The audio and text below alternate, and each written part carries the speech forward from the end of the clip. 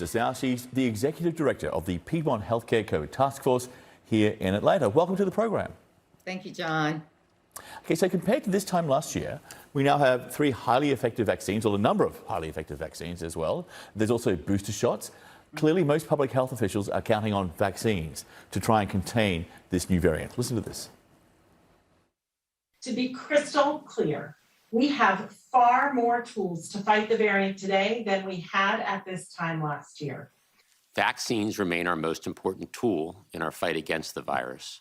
We are hoping, and I think with good reason, to feel good that there will be some degree of protection.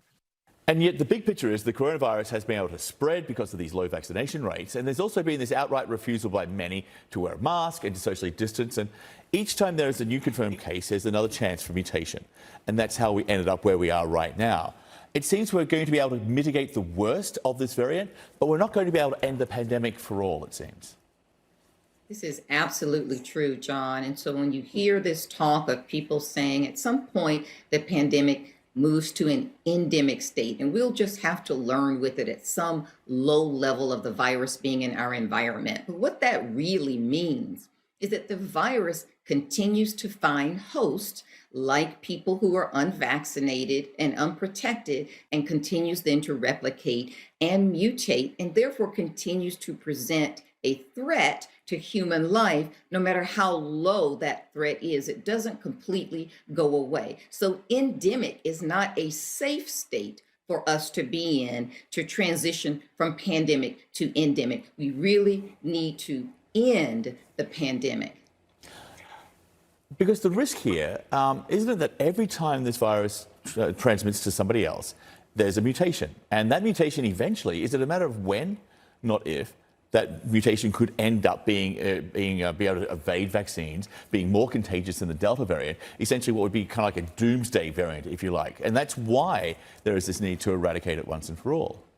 Yeah, absolutely. And the virus replicates when it enters the body. It doesn't always mutate, but when it does, these are errors in the replication process. And when several of these mutations get together, oftentimes in a patient who may be immunocompromised, have the virus for a long period of time because they're very ill, it has time to learn to cluster together and to bring us these variants. And I want you now to listen to the British Prime Minister on other measures which may be needed because of the new variant. Here he is.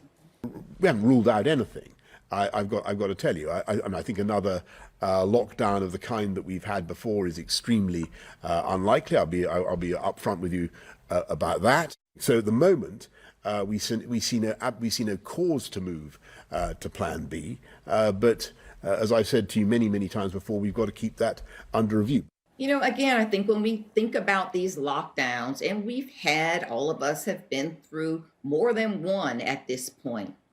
The challenge that we have had is that not everyone has cooperated in society. Some of us have adhered to the lockdown and others of us have not. Some of us have adhered to public health measures and others have not. And so we continue to have these variants, most recently the Delta variant, which still is giving many parts of the world, including the United States, quite a difficulty. Just very quickly, almost out of time, but just when news broke of another variant, which could be more contagious, possibly, have more severe symptoms, it seemed like a gut punch, especially after 20 months of, wearing masks and socially distancing and trying to do the right thing.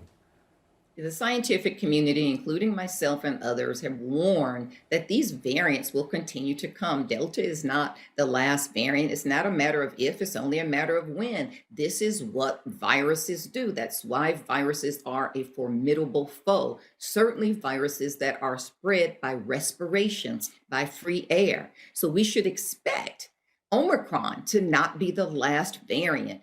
And our actions are ensuring that we keep snatching victory or defeat from the jaws of victory at every turn. Dr. Jane Morgan, thank you so much for being with us. Thank you.